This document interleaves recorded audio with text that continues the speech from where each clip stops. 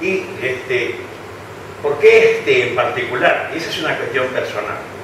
Cuando yo estaba haciendo la licenciatura en la Universidad Nacional de Misiones, en la Facultad de Humanidades, cuando llegó el momento de hacer la tesis, y yo quería hacer una tesis acá en Corrientes, para no irme muy lejos de mi casa, si es posible al archivo, no, la directora de la carrera dijo, no, usted Andresito.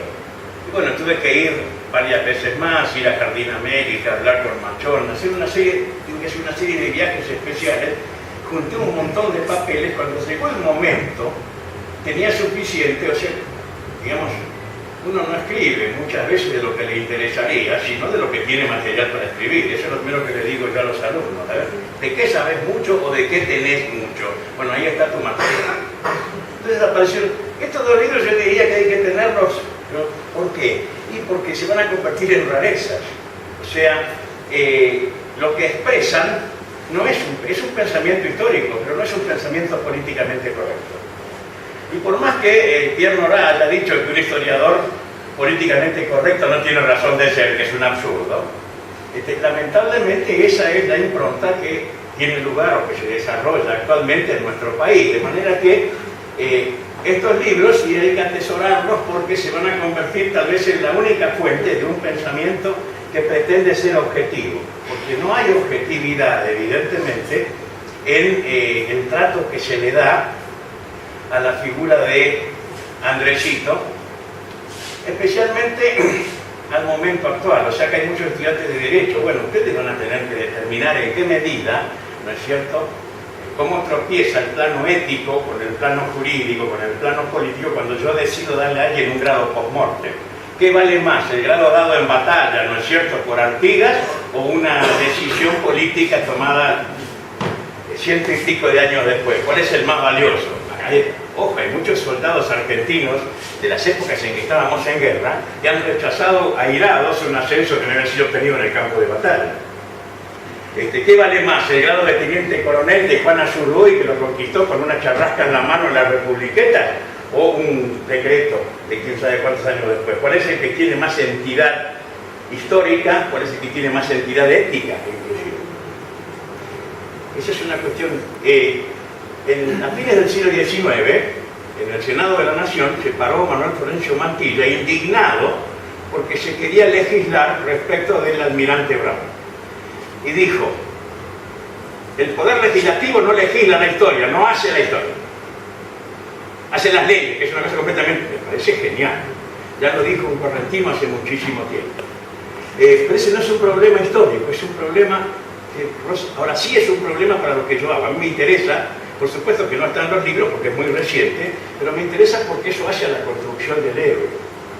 ¿No es cierto? Es una construcción inclusive que roza, yo diría, la sacralización. O sea, los argentinos tenemos una cierta tendencia a crear cultos cívicos. O sea, ¿cómo va a ser que San Martín tuviera falta de ortografía? Las tenía, ¿y cuál es el problema? Era un soldado hecho en los cuarteles. Por supuesto que lo suyo no era la pluma. Ah, no, pero ¿cómo se atreve a decir eso? O que, qué sé yo, no sé, que la Madrid era feo, o que Verón de Astrada era feo, por ejemplo. Pero hacemos un culto, ¿no es cierto? Lo que yo llamo la historia caramelo, una historia de vidrio de colores, ¿no es cierto?, de cristal, que es impoluta, que no se la debe tocar. Todas las mujeres eran vírgenes, maravillosas, todos los hombres héroes, eran seres humanos comunes y corrientes. Dentro de esa construcción heroica es interesante, pues esta es fácil porque la estamos viendo cómo se hace. Por eso me interesa. Este libro trataba de una cuestión. Este otro era un capítulo. ¿Qué pensaba cuando me di cuenta de que había tanto para hablar y tantos historiadores diferentes?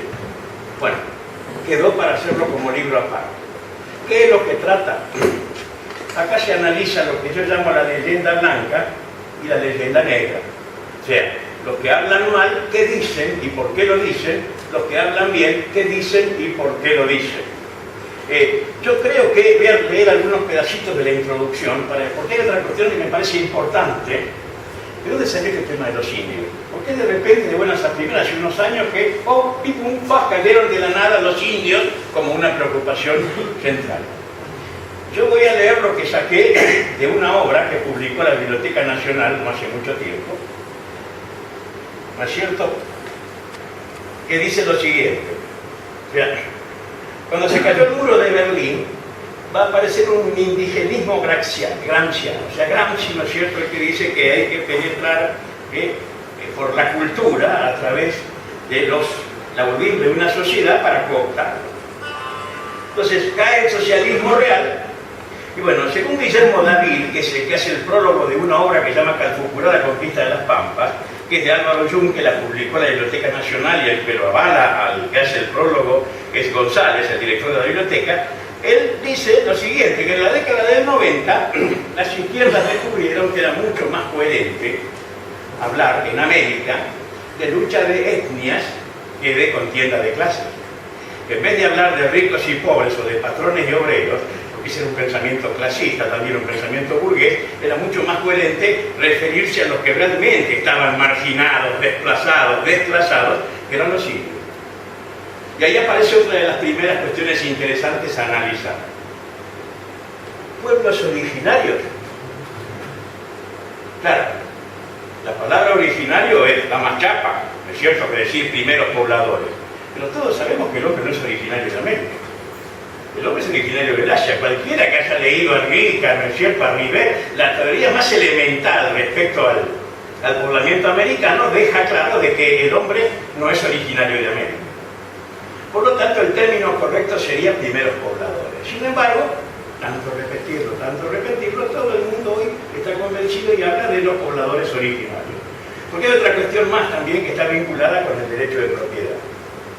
La idea de propiedad de la tierra es una idea que obviamente no la tenían los pobladores originarios, que eran transhumantes y iban atrás de la caza y de la pesca. Cuando se acababa la caza y la pesca, o habían rozado el terreno y no podían seguir cultivando, se iban. Entonces, pero es una idea posterior, porque hay otro problema, que es la aplicación de los anacronismos psicológicos a la historia. ¿Qué es un anacronismo psicológico? Es aplicarle al pasado una idea del presente. Yo siempre doy el mismo ejemplo cuando explico esto con mis alumnos. Cuando yo tenía 14 años, mi hermana tenía 15, un día mamá abre la puerta y la ve, estaba dándole un beso en la boca al novio. A él lo echó a patadas, ella la agarró del pelo, la metió adentro, la llevó abajo de la ducha, la empapó bien, después se fue al fondo y con la viruta con la que se rasqueteaba el parque, hasta que le dejó que parecía un tapir la boca. Pero eso era cuando yo tenía 14 años. Ahora que tengo 67, digamos, las relaciones cercanas de mis alumnos de las mismas edades son completamente diferentes. Por ahí me ha pasado en el colegio Figuerero preguntarle a un alumno de 14 años, ¿qué te pasa? ¿Que estás tan inquieta hoy? No, profe, que debuté anoche. Perdónenme, yo soy... Pero es una realidad, es un anacronismo psicológico. No puedo. Mi bisabuela le decía a mi hermana, nena, no te pongas al sol, te vas a poner toda negrita, tienes que tomar baños de luna. Y si eso será para la época romántica, ¿no es cierto? Esas que eran todas con un pañuelo, media tuberculosa, alargando sangre como Amalia Gautier y con una piel de color de lirio, pero hoy en día a las mujeres les gusta ponerse así. No puedo aplicarle al pasado las ideas del presente. Y eso es válido en todo sentido. Y sino porque la soberanía es un concepto posterior adherido al Estado-Nación, no a esta época. ¿Qué es lo que defendía realmente Andresito y las visiones de las que él quería recuperar los 7 pueblitos orientales que estaban del otro lado del río? Eso era básicamente su objetivo. ¿Contra quién peleaba? Tampoco contra los portugueses. Peleaba contra otros indios guaraníes a los que pagaban los portugueses. Yo me tomé el trabajo de hacer una exégesis cuidadosa de todas las unidades militares portuguesas que luchaban contra Andresito, salvo una pequeña fracción de riograndenses que andaban por allí. El resto eran todas unidades militares conformadas por indios guaraníes. Hasta los oficiales eran indios guaraníes. Es más, en Tacuarembó, los que los derrotan a la torre, que era el Guardián de Artigas, ¿quiénes son? Los indios guaraníes, que se le habían dado vueltas por un problema de raciones y qué sé yo. Justamente uno de los principales títulos que tiene Andresito, para que lo consideremos, es su lealtad, hasta el final, ¿no es cierto?, como seguidor de Artigas. Más todavía los negros, que todos lo seguían. Los indios fueron cambiando según su conveniencia. No es ni bueno ni malo, es una realidad. Hay otra cosa que quiero señalar también, porque es repetitiva, que es una cosa interesante. Estos indios no son como los calfucuraches ¿no es cierto? Hoy estaba leyendo alguien que se quejaba de que era despectivo decir que Calfucurá era un indio chileno. Lo decía él decía siempre, yo soy un indio chileno. Cada vez que le hacía falta lo llamaba Reuque Curá, que era el hermano, y Reuque venía con 4.000 o 4.500 indios y entre los dos masacraban y llevaban de todo. Las mujeres, las que no les gustaban para dejarlas en los toldos, para sus harenes, las llevaban a Valdivia junto con los chicos y lo vendían, los hombres lo mataban. Esos indios no tienen nada que ver con los guaraníes misioneros, que eran indios cristianizados, profundamente católicos, hasta el punto de que Mantilla los desprecia por eso. Como es que dice algún autor, bueno solamente para llevar santitos, lo primero que hayan registro cuando llega a Corrientes es escuchar misa. Eso nunca figura en determinadas publicaciones. Esa es una cosa cuidadosamente omitida. Y otra cuestión que creo que vale la pena remarcar es el problema de la conspiración del silencio. Cuando se dice, porque esta es una historia que siempre... Hoy escuché un discurso que me dejó patidifuso, porque alguien dijo que él confiaba en la historia no escrita. A mí me han enseñado que la historia empezaba con la escritura. Todo lo demás es la prehistoria, o sea que, en fin. Pero son conceptos. El tema del silencio. No es cierto. Ya empezando por Quesada, cuando escribe la relación de armas de la provincia de Corrientes, en 1675, ya habla de Andresito. El primero que descubre el apellido y que lo pone con todas las letras es Mitre. No hay ningún historiador en algún momento que lo haya omitido. Lo que sí es cierto es que no lo consideraban bien, obviamente, lo criticaban, lo veían mal.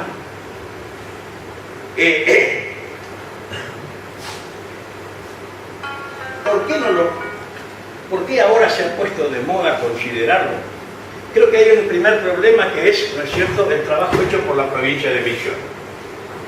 En la década del 40, la provincia de Misiones tenía un movimiento historiográfico muy potente, muy fuerte, muy interesante, que son los famosos padres fundadores, Aníbal Cambas, Julio César Sánchez Ratti, 4 o 5 figuras que los misioneros posteriores han llamado los padres fundadores. Son tan conocidos que cuando uno dice Aníbal ya sabe de quién habla, no dice Julio César, ni siquiera dicen los apellidos. Ellos primero, el problema con el que peleaban, ¿cuál era? Ellos querían provincializar lo que era un territorio federalizado. No analicemos cómo lo perdió Corrientes. Ellos querían que el territorio pasase a ser provincia. ¿Qué hicieron? Empezaron a construir una historia. Primero fueron a buscar ayuda en la Academia Nacional de la Historia. La Academia Nacional, hablando como en buen castizo, no les peló. ¿Por qué? Porque los correntinos tenían mucha más llegada ahí que los misioneros. Entonces quisieron, se volcaron del lado del revisionismo. Y empezaron a elaborar una historia que tiene un alto porcentaje, un alto contenido de denuncia. Ahí es, y esa es una opinión personal que no es mía sola, la comparto con varios misioneros con los que he hablado. Ahí es cuando Aníbal Cambas es el que para mí elige, dice, a ver, ¿quién puede ser de todo lo que tenemos acá en oferta? ¿Cuál puede ser la figura que podemos exaltar? Y ahí lo encuentra Andresito. Después, en la década del 60, va a ser Sánchez Ratti, publica en la revista Todo es Historia un artículo muy interesante que se llama Andrés Guapurarí, el indio gobernador. Hay otra cosa interesante, conmovedora. Lo malo que, no sé, estamos en un país en el que ahora uno dice lo que piensa, y aunque lo diga honestamente, hay gente que se ofende y lo toma mal. Le va a decir, no, mire, usted está equivocado, vamos a discutir, no. Lo toma como un insulto. Pero yo creo que hay muchas cosas que han hecho los misioneros que han sido hechas espejándose en lo que hicieron los correntinos. Por ejemplo, cuando hizo falta planificar un monumento para Andrés Guapurarí, recurrieron al mismísimo escultor que tantas cosas ha dejado en Corrientes, ¿no es cierto? Que es el que hizo el monumento a las cautivas, Perlotti. Entonces, él no lo llegó a hacer porque falleció, pero hizo toda la maqueta, todo el primer monumento a Andresito. Hay otra cuestión más que tener en cuenta. Nadie sabe cómo era Andresito. Uno de los grandes problemas que tienen los misioneros es que en una época en la que la imagen lo es todo, hace falta una imagen. Entonces, en la década del 40 hubo un dibujante, ¿no es cierto?, que era uno de los miembros de esa primitiva Junta de Estudios Históricos, que hizo un dibujo y ese se ha sacralizado un poco como que era ese. Pero no era así, porque nadie sabe cómo era, nunca se le tomó un retrato, obviamente fotografía, menos la daguerrotipo tampoco, no sabemos cómo era. Y eso es uno de los problemas que también le da una mayor categoría mítica, porque no tiene cara. Sánchez Ratti, yo creo que es el que ya tiene armado todo lo que yo llamaría la construcción mítica. ¿Era hijo de Artigas? ¿Era hijo adoptivo de Artigas, Andresito? Yo diría que no. ¿Por qué? Y hay un montón de razones. Primero, Artigas le dio el derecho a usar su apellido a varios grandes caciques, que era una costumbre charrúa, él vivió mucho tiempo con los charrúos, lo cual a mí me hace pensar, por supuesto que eso es opinable, pero a mí me hace pensar legítimamente de que en realidad era una medida política. ¿No es cierto? Le daba la chapa para cagar el nombre de él. Fantástico.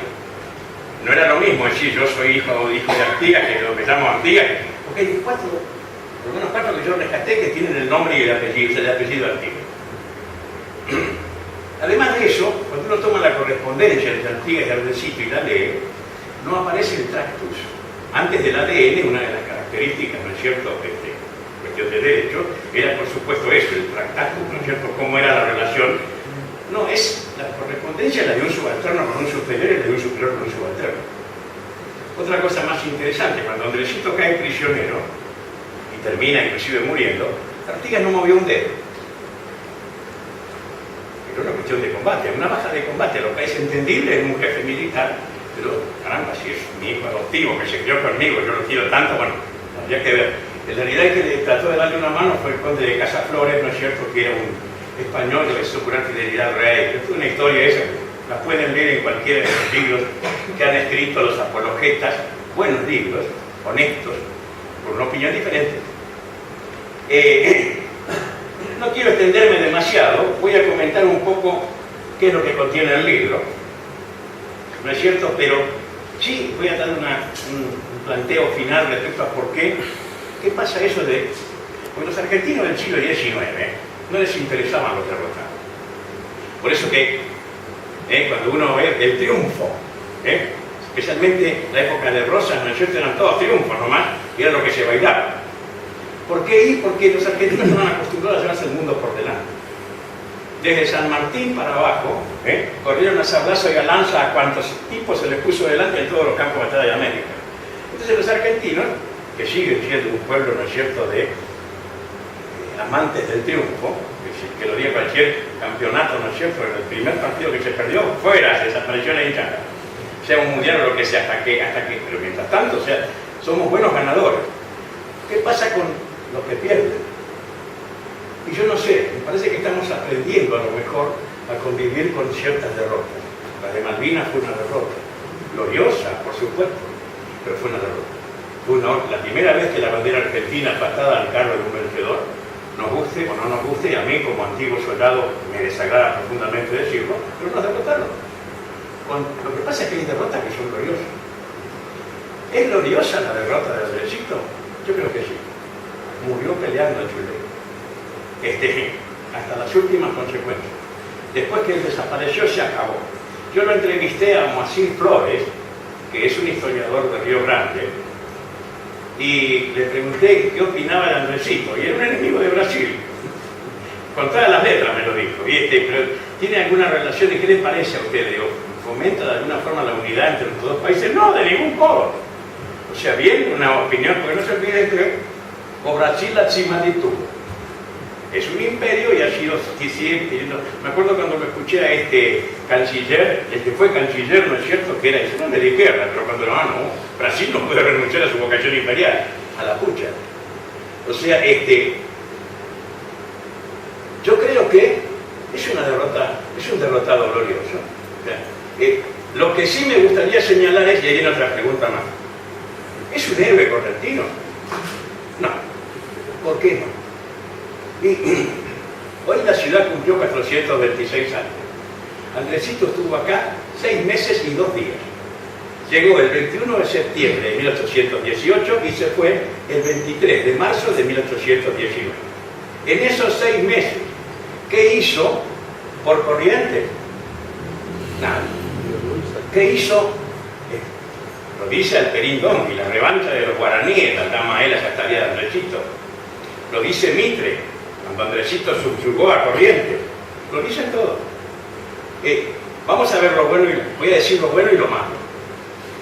Lo malo, le sacó hasta el último mango a los correntinos para seguir su guerra. ¿Es criticable? Yo como soldado no lo critico, hubiera hecho lo mismo, no lo hubiera pensado ni 2 segundos. Para poder seguir peleando me llevo todo. Pero a los correntinos no les gustó, obviamente.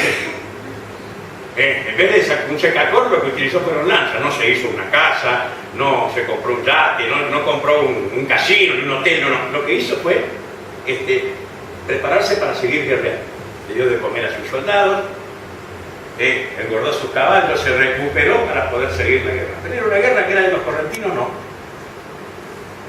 Es una guerra que, si me preguntan a mí, ¿usted cómo la siento legítima? Pero no los correntinos de esa época, acuérdense el anacronismo psicológico, lo veían como que los metían en un problema que no era de ellos. Lamentablemente, y aclaro, yo soy artiguista, a mí me gusta Artigas, es un héroe sumamente puro, con sus más y sus menos. Pero los correntinos nunca lo aceptaron, hasta el punto que siempre estuvo acá sostenido por las lanzas. Cuando Andresito se va, tuvo que dejar lanzas para que le cuidaran al que estaba a mente, porque si no le iban a echar de vuelta. ¿Qué más hizo? Y de vez hubo unas cuantas borracheras, porque parece que tenía un problema con el alcohol. Algunas laseadas, unas buenas paleadas. Sacó a la Clem a trabajar pintándola en una plaza con las manos, que los ofendió muchísimo para la época, era un insulto tremendo. Llevó a las mujeres a bailar en un baile con sus oficiales, cosa que los ofendió muchísimo también. Y eso es todo. Todo lo demás que se pueda decir, te cuento. Vamos a lo bueno. Un ejército de ocupación, 6 meses, de una raza diferente, no hubo una sola violación. Hubo un solo robo, un pañuelo robaron, y lo encontraron, y a ese que le había robado le pegaron una paliza jefe, como estilaban, ¿no es cierto?, según los modus operandi de las misiones jesuíticas. Garrote, laseada y sablazo. Me parece que es un balance que hay que estudiarlo, ¿no es cierto? Por eso cuando uno habla de leyenda negra, leyenda blanca, muy brevemente. Ferré es el primero que habla, y habla mal, pero no da ninguna prueba, no hay ningún documento, dicen que, todos dicen que históricamente no tiene ningún valor. Él dice lo que siente, pero no tiene elementos de prueba para probar. Vicente Quesada es bastante objetivo, ¿no es cierto?, respecto a lo que dice, cuando relata muy sucintamente lo que pasó, ¿no es cierto?, en lo que él considera que es una invasión. Después viene el problema de Misiones. En el año 1881, Corrientes arma una comisión para tratar de demostrar que tiene derecho al territorio misionero. ¿Por qué? Porque había un agente provocador que había mandado Roca, llamado Mardoqueo Navarro, que había escrito un libro muy duro contra Corrientes. Manejaba la aduana en Misiones. Hoy en día está considerado un protohistoriador misionero. Esa comisión, que la componen gente importante, ¿no es cierto?, Alsina, Ramón Contreras, Lisandro Segovia, lo rescata a Andresito, ya lo pinta como le conviene, ¿no es cierto? Lo que uno lee en ese estudio que hicieron, lo pone como un luchador en función de las libertades, ¿no es cierto?, de la búsqueda de la emancipación. Es un Andresito diferente dentro de lo que es Corrientes. Después viene Mitre. Mitre es el que averigua el apellido, lo trata muy objetivamente, por supuesto que dice que no le pone 10 puntos, se habla en contra, pero comenta todo. Inclusive Mitre dice que es hijo adoptivo de Artigas, él pensaba que es correcto.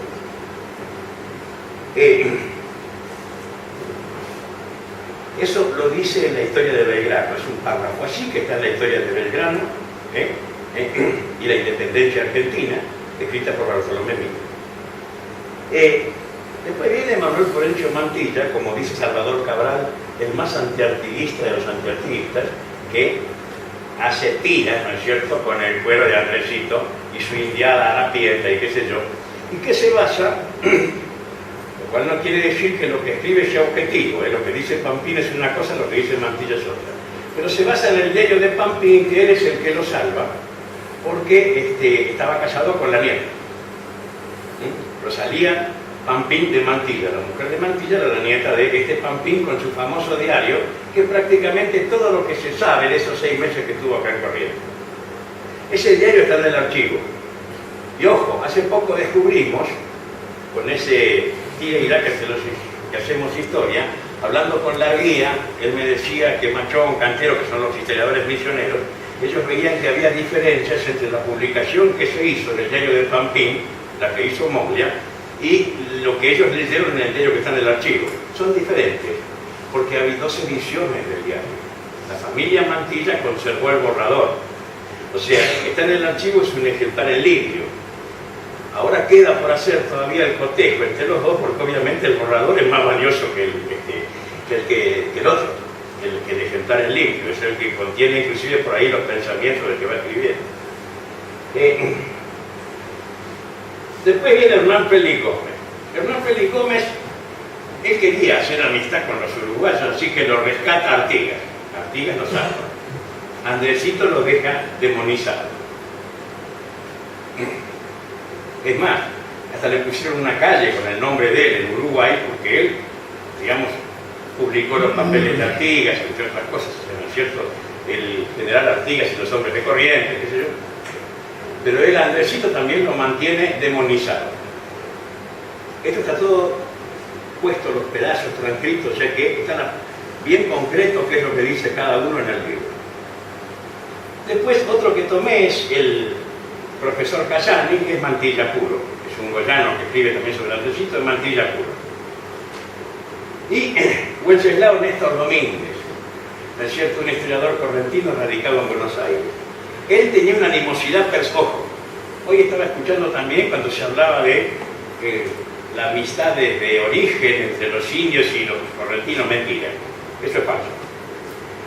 Los indios y los correntinos se llevaron bien durante 6 meses. En cuanto quisieron repartir a los indios en encomiendas, se armó un tole-tole que no se solucionó más. Durante los 300 años siguientes van a seguir peleándose con los indios. La ciudad va a vivir en armas. Los hombres tenían prohibido salir de su casa a la noche, ¿no es cierto? Y deberían tener armas, ¿no es cierto? Lo que fuese, una partesana, que podía, un arcabuz, que era como un rayo láser, ¿no es cierto? Una espada, una pica, que es un palo con un gancho de fierro en la punta, pero algo para salir a pelear. Las plazas estaban diseñadas para que ahí se encontrara la caballería y de ahí cargaba por las calles, ¿no es cierto? Es una ciudad sobre armas esta. ¿Por qué ir por los indios? Cuando no atacaban los abipones, atacaban, había los guaycurúes, ¿no es cierto? Cruzaban cada 2 por 3, hasta mataron un gobernador. El gobernador Atienza lo mataron, el tipo iba para Nombre Seguimos, venía de Buenos Aires. Cuando pasa por Goya, justo estaban atacando los sitios y tuvo que bajar y asumir, porque era el capitán general de la provincia, hizo cargo de la defensa, los persiguió y derrotaron a los indios, pero a él lo mataron en los mojones. Los mojones es aproximadamente donde ahora está el control de la policía en Colonia Carolina. Así que esa, es más, Mantilla lo dice, en las Corrientes históricas no había insulto peor que ser acusado de tener sangre de indio. ¿Cuáles eran los indios los que más rabia le tenían los correntinos? A los de las misiones jesuíticas. ¿Por qué? De ahí viene inclusive el término despectivo, tape y china. El tape es el indio, el tapé, ¿no es cierto? Y la china la mujer del indio. En el caso de Wenceslao Domínguez, él era descendiente de los casajús. A uno de los casajús lo habían asesinado los indios durante la guerra guaranítica cerca de Yapeyú. Los indios más soliviantados, más levantiscos durante esa guerra fueron los yapeyuanos.